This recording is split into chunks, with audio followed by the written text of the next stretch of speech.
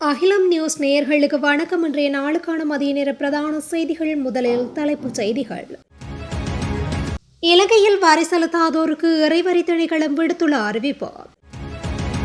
முன்னாள் போலீஸ் மா அதிபர் CD விக்ரமரத்னவின் மரணம் இறுதி முடிவு தொடர்பில் அமைச்சரின் அறிவிப்பு.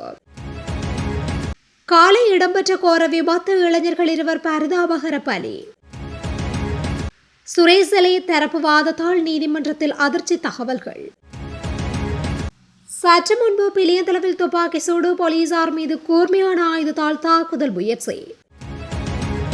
CD விக்ரமரத்னவிற்கு தொடர் பதவி உயர்வு வழங்கிய மறைகரங்களுக்கு சிக்கல். எரிபொருள் மானியம் மீண்டும் நடைமுறை, அரசாங்கம் எடுக்கவுள்ள முடிவு. பெருந்தொகை போதைப் பொருட்களுடன் சந்தேக நபர் ஒருவர் கைது. உயிரை மாய்த்துக் கொள்ள தூண்டும் அரசாங்கம், நாமல் ராஜபக்ஷ பரபரப்பு குற்றச்சாட்டு. கடல் கொந்தளிப்பு குறித்து வளிமண்டலவியல் திணைக்களம் எச்சரிக்கை. கனடா ஆசையில் 8 மில்லியனை இழந்த தமிழர்கள். தொடர்வன விரிவான செய்திகள். இலங்கையில் வரி செலுத்த தவறோருக்கு இறைவரி திணைக்களம் எச்சரிக்கை விடுத்துள்ளது. வரி செலுத்த வேண்டிய கடப்பாடு இருந்தும் அதனை திட்டமிட்டு தவிர்ப்பவர்கள், பதிவு செய்யாதவர்கள் அல்லது வரி அறிக்கைகளை சமர்ப்பிக்காதவர்கள் மற்றும் வணிகங்களுக்கு எதிராக கடுமையான சட்ட நடவடிக்கைகளை மேற்கொள்ளப் போவதாக உள்நாட்டு இறைவரி திணைக்களம் எச்சரித்துள்ளது. இதற்கமைய 2026 ஜூன் 3ஆம் திகதி முதல் நடைமுறைக்கு வந்த உள்நாட்டு இறைவரி திருத்தச் சட்டத்தின் கீழ் உரிய கால அவகாசத்திற்குள் இணங்காதவர்களுக்கு எதிராக வழக்கு தொடர திணைக்களத்திற்கு அதிகாரம் வழங்கப்படுவதாக தெரிவிக்கப்பட்டுள்ளது. எனவே பதிவு செய்ய தவறுதல், வருமான வரி அறிக்கைகள் அல்லது வருடாந்த அறிக்கைகளை சமர்ப்பிக்க தவறுதல் ஆகியவை குற்றங்களாக கருதப்படுகின்றன. இந்த நிலையில் வரி செலுத்துபவர்களுக்கு முதலில் முறையான அறிவித்தல் வழங்கப்பட்டு குறித்த நாட்களிலிருந்து வரி செலுத்துபவர்களுக்கு 30 நாட்கள் கால அவகாசம் வழங்கப்படும்.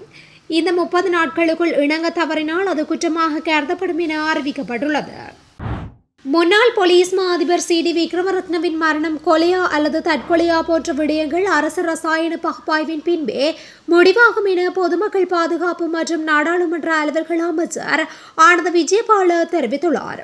முன்னாள் போலீஸ் மா அதிபர் CD விக்ரமரத்னவின் மரணம் தொடர்பில் கருத்து வெளியிட்ட போதே அவர் மேற்கண்டவாறு தெரிவித்துள்ளார். அவர் மேலும் தெரிவிக்கையில், முன்னாள் போலீஸ் மா அதிபர் CD விக்ரமரத்னவின் மரணம் குறித்து தீவிர விசாரணைகள் முன்னெடுக்கப்படுவதுடன் அவரது மெய்ப்பாளர், மனைவி, மகன் உள்ளிட்ட நெருக்கமானவர்களிடத்தில் வாக்குமூலங்கள் பெறப்பட்டுள்ளன. அத்துடன் துப்பாக்கி பிரயோகத்தின் மூலம் அவர் உயிரிழந்துள்ளார் என்பது திறந்த நீதிவான் நீதிமன்றில் தெரிவிக்கப்பட்டுள்ளது. இதற்கமைய அவர் உயிரிழந்த இடத்தில் மீட்கப்பட்ட சான்று பொருட்கள் அனைத்தும் பரிசோதனைக்கு உட்படுத்தப்பட்டுள்ளன. இந்த நிலையில் அவரது மரணம் கொலையா தற்கொலையா என்பது குறித்து அந்த ரசாயன பகுப்பாய்வாளரின் அறிக்கை வெளிவந்த பின்பே இறுதியான முடிவினை கூற முடியும் என்றும் விளக்கம் அளித்துள்ளார். ஹொரணை மொரகஹேன வீதியில் இடம்பெற்ற கோர விபத்தில் இளைஞர்கள் 2 உயிரிழந்துள்ளனர். இன்று அதிகாலை சுமார் 2:30 மணியளவில் அதிவேகமாக சென்ற மோட்டார் சைக்கிள் ஒன்று டிப்பர் லொரி மீது மோதியதில் இந்த விபத்து நேர்ந்துள்ளது. இந்த விபத்தில் மோட்டார் சைக்கிளில் சென்ற 2 இளைஞர்களும் ஹொரணை வைத்தியசாலையில் அனுமதிக்கப்பட்ட பின்பு உயிரிழந்துள்ளனர். உயிரிழந்தவர்கள் பன்னிப்பிட்டிய மற்றும் கிரிவத்துடுவை சேர்ந்த 25 மற்றும் 17 வயதுடைய தில்ஷான் மதுசர செனவிரத்ன மற்றும் உதீஷா சித்மின என அடையாளம் காணப்பட்டுள்ளனர். ஹொரணை பகுதியில் நடைபெற்ற இசை நிகழ்ச்சியில் கலந்து கொண்டு வீடு திரும்பிக் கொண்டிருந்த போது இந்த விபத்து நிகழ்ந்துள்ளது. ஹொரணையிலிருந்து அதிவேகமாக சென்று கொண்டிருந்த 2 இளைஞர்களும் கேனன்வில வளைவில் திரும்ப முயன்ற போது கட்டுப்பாட்டை இழந்து வலதுபுற பாதைக்குள் விலகியதால் இந்த விபத்து ஏற்பட்டுள்ளது. விபத்தை தொடர்ந்து டிப்பர் லொரி சாரதி கைது செய்யப்பட்டுள்ளதுடன் இன்று நீதவான் நீதிமன்றத்தில் முன்னிலைப்படுத்தப்படவுள்ளார். குற்றப்புலனாய்வு திணைக்களத்தில் தடுத்து வைக்கப்பட்டுள்ள அரச புலனாய்வு பிரிவின் முன்னாள் பணிப்பாளர் சுரேசலை தொடர்பில் நாளுக்கு நாள் புதிய தகவல்கள் வெளியாகிக் கொண்டிருக்கின்றன. இந்த நிலையில் தன்னை குற்றப்புலனாய்வு திணைக்களம் கைது செய்து தடுத்து வைத்துள்ளமைக்கு எதிராக அவர் மனு தாக்கல் செய்திருந்தார். குறித்த மனுவில் தங்களையும் ஒரு தரப்பாக இணைத்துக் கொண்டு கருத்துக்களை முன்வைக்க அனுமதிக்குமாறு கோரப்பட்டது. இவ்வாறு தாக்கல் செய்யப்பட்டுள்ள இடைக்கால மனுக்கள் மீதான பரிசீலனை மீதான உத்தரவை நீதிமன்றம் பிறப்பித்துள்ளது.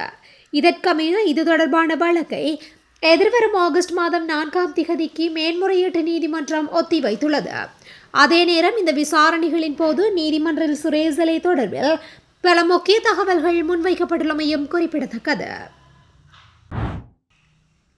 பிலியந்தல வீரசிங்க மாவட்ட பகுதியில் போதைப்பொருள் வழக்கு தொடர்பாக இன்று காலை நடத்தப்பட்ட சோதனையின் போது துப்பாக்கி சூடு நடத்தப்பட்டுள்ளதாக போலீசார் தெரிவித்துள்ளனர். மோட்டார் வாகனத்தில் வந்த 2 நபர்களிடம் விசாரணை நடத்த முயன்றபோது சந்தேக நபர்களில் ஒருவர் கூர்மையான ஆயுதத்தால் போலீசாரை தாக்க முயன்றுள்ளார். இதன்போது சம்பவ இடத்திற்கு விரைந்த போலீசார் துப்பாக்கி சூடு நடத்தியதில் சந்தேக நபர்களில் ஒருவர் காயமடைந்துள்ளனர். இவ்வாறு காயமடைந்த சந்தேக நபர் கலபோவில மருத்துவமனையில் அனுமதிக்கப்பட்டுள்ளார். மோட்டார் வாகனத்தில் வந்த மற்றொரு நபர் அப்பகுதியிலிருந்து தப்பி சென்றுள்ளதுடன் அவரை கைது செய்வதற்கான விசாரணைகள் நடைபெற்று வருகின்றன. முன்னாள் காவல்துறை மா அதிபர் சி.டி. விக்ரமரத்னவின் உயிரிழப்பு அரசியல் மற்றும் பாதுகாப்பு வட்டாரங்களில் மீண்டும் ஒரு சர்ச்சையான சூழ்நிலையை உருவாக்கியுள்ளது. இந்த நிலையில் 2023ஆம் ஆண்டிலும் அவருக்கு தொடர்ந்து பணி நீட்டிப்புகளை வழங்கிய மறைகரம் குறித்து ஒரு சிறப்பு விசாரணை தொடங்கப்பட்டுள்ளதாக தெரிய வருகின்றது.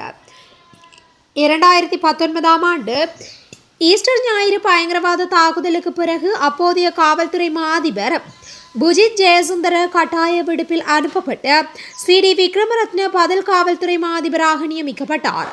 இதனைத் தொடர்ந்து அவர் 2020 நவம்பர் 25 அன்று காவல்துறை மா அதிபராக உறுதிப்படுத்தப்பட்டு 2023 நவம்பர் 25 வரை இலங்கை காவல்துறையின் 35வது காவல்துறை மா அதிபராக பணியாற்றினார். இவ்வாறானதொரு பின்னணியில் அவர் 2023 மார்ச் 26 அன்று ஓய்வு பெறவிருந்த நிலையில் அக்காலத்தில் இருந்த அதிகாரிகள் பலமுறை அவரது சேவையை பல மாதங்களுக்கு நீடித்துள்ளது. இது அந்த காலத்தில் கடுமையாக விமர்சிக்கப்பட்டதாக கூறப்படுகின்றது. இதன்படி அவருக்கு தொடர்ந்து பணி நீடிப்புகளை வழங்கிய முக்கிய புள்ளிகள் தொடர்பில் விசாரணைகள் ஆரம்பிக்கப்பட்டுள்ளதாக தகவல்கள் வெளியாகியுள்ளது. வளைகுடா பகுதியில் மீண்டும் ஏற்பட்ட மோதல்களால் உலக சந்தையில் கச்சா எண்ணெய் விலை அதிகரித்துள்ள நிலையில் பெட்ரோல் மற்றும் டீசலுக்கான எரிபொருள் மானியத்தை மீண்டும் அறிமுகப்படுத்துவது குறித்து அரசு பரிசீலித்து வருவதாக தகவல்கள் தெரிவிக்கின்றன. அண்மையில் வளைகுடா பகுதியில் நிலைமை சீரடைந்தால் கடந்த ஏப்ரல் மாதம் முதல் 3 மாதங்களுக்கு நடைமுறைப்படுத்தப்பட்டிருந்த எரிபொருள் மானியத்தை ஜூன் மாதத்தில் அரசு முடிவுக்கு கொண்டு வந்தது. இருப்பினும் கச்சா எண்ணெய் விலை மீண்டும் வேகமாக அதிகரிப்பதால் அதன் சுமை மக்கள் மீது சுமத்தப்படுவதை தடுப்பதற்காகவே இந்த முடிவு எடுக்கப்பட்டுள்ளதாக கூறப்படுகின்றது. இந்த திட்டம் செயல்படுத்தப்பட்டால் தற்போதுள்ள எரிபொருள் விலையை மாற்றாமல் அதற்கான கூடுதல் செலவை அரசை ஏற்க வேண்டியிருக்கும்.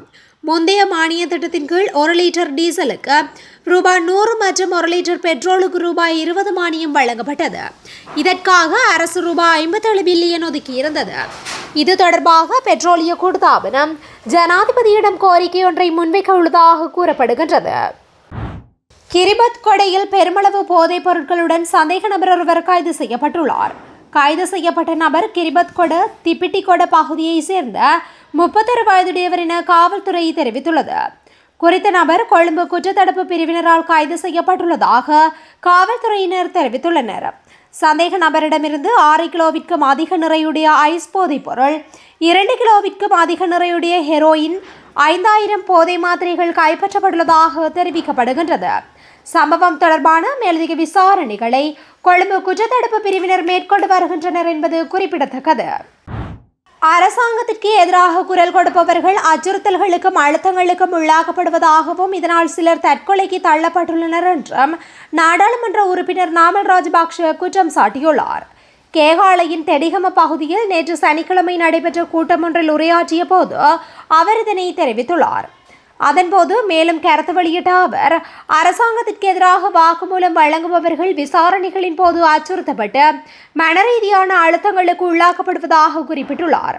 தற்கொலைகள் அதிகளவில் நிகழும் ஒரு காலகட்டமாக இது தனக்கு தோன்றுவதாகவும் அரசாங்கத்திற்கு எதிராக பேசிய சிலர் தங்களின் உயிரை மாய்த்து கொள்ளும் நிலைக்கு தள்ளப்பட்டுள்ள அதேவேளை விசாரணையின் போது இன்னும் சிலரிடம் அவர்களும் தற்கொலை செய்து கொள்ள நேரிடலாம் என அச்சுறுத்தப்படுவதாகவும் அவர் கூறியுள்ளார். இவ்வாறான சம்பவங்கள் குறித்து முறையான விசாரணைகள் நடத்தப்பட வேண்டும் என நாமல் ராஜபக்ஷ வலியுறுத்தியுள்ளதுடன் அரசாங்கம் தனது விமர்சகர்களை ஒடுக்குவதற்கும் அச்சுறுத்துவதற்கும் இத்தகைய வழிமுறைகளை பயன்படுத்துவதாக குற்றம் சாட்டியுள்ளார். ஹம்பாந்தோட்டை முதல் பொத்துவில் வரையான மற்றும் கட்பட்டி முதல் மன்னாரூடாக காங்கேசந்துறை வரையான கடற்பரப்புகள் குறித்து வளிமண்டலவியல் திணைக்களம் எச்சரிக்கை அறிவிப்பொன்றை விடுத்துள்ளது. அதன்படி குறித்த கடற்பரப்புகளில் காற்றின் வேகமானது அவ்வப்போது மணித்தியாலத்திற்கு 50 தொடக்கம் 60 கிலோமீட்டர் வரை அதிகரிக்கக்கூடும் என்பதுடன் அந்த கடற்பரப்புகள் அவ்வப்போது கொந்தளிப்பாக காணப்படலாம் என தெரிவிக்கப்பட்டுள்ளது. எனவே இது குறித்து அவதானத்துடன் செயற்படுமாறும் இது தொடர்பாக வளிமண்டலவியல் திணைக்களத்தினால் வெளியிடப்படும் அடுத்தடுத்த அறிவித்தல்கள் குறித்து விழிப்புடன் இருக்குமாறும் கடற்தொழில் மற்றும் கடற்படை சமூகத்தினரிடம் கேட்டுக் கொள்ளப்பட்டுள்ளது. கனடா, லக்சம்பர்க் நாடுகளில் வெளிநாட்டு வேலைவாய்ப்புகளை பெற்றுத் தருவதாக கூறி யாழ்ப்பாணம் மல்லாகம் பகுதியைச் சேர்ந்த 5 சுமார் 8 மில்லியன் ரூபாய் பணம் மோசடி செய்யப்பட்டுள்ளது. பணத்தை மோசடி செய்த சந்தேக நபர் இலங்கை வெளிநாட்டு வேலைவாய்ப்பு பணியகத்தின் விசாரணை பிரிவினரால் கைது செய்யப்பட்டுள்ளார். கடந்த 14ஆம் திகதி கைது செய்யப்பட்ட சந்தேக நபர் கொலன்னாவ வெள்ளம்பெட்டி பகுதியைச் சேர்ந்த பாயிஸ் முகமட் நப்டிகா என்பவர் என அடையாளம் காணப்பட்டுள்ளார். வெள்ளம்பெட்டி பகுதியில் மறைந்திருந்த நிலையில் அவர் கைது செய்யப்பட்டுள்ளார். இந்த நிலையில் நேற்று அவர் மாளிகாகந்த நீதவான் நீதிமன்றில் முன்னிலைப்படுத்தப்பட்டார். சந்தேக நபரை தலா 5 லட்சம் ரூபாய் சரீர பிணைகளில் நீதிமன்றம் வெளியே செல்ல அனுமதி வழங்கியுள்ளது. சந்தேக நபருக்கு எதிராக மல்லாகம் போலீஸ் நிலையத்திலும் முறைப்பாடுகள் பதிவாகியுள்ளதாகவும் போலீஸ் விசாரணை பிரிவினர் தெரிவித்துள்ளமை குறிப்பிடத்தக்கது. இத்துடன் இன்றைய நாளுக்கான மதிய நேர பிரதான செய்திகள் நிறைவடைகின்றன. தொடர்ந்து இதுபோன்ற செய்திகளை உடனுக்குடன் அறிந்து கொள்ள அகிலம் நியூஸுடன் இணைந்திருங்கள். நன்றி, வணக்கம். அகிலம், மாற்றத்திற்கான மக்கள் குரல். இந்த வீடியோ பிடிச்சிருந்தா லைக் பண்ணுங்க, கமெண்ட் பண்ணுங்க, ஷேர் பண்ணுங்க. மறக்காம கீழே இருக்க பெல் ஐகானை கிளிக் பண்ணுங்க.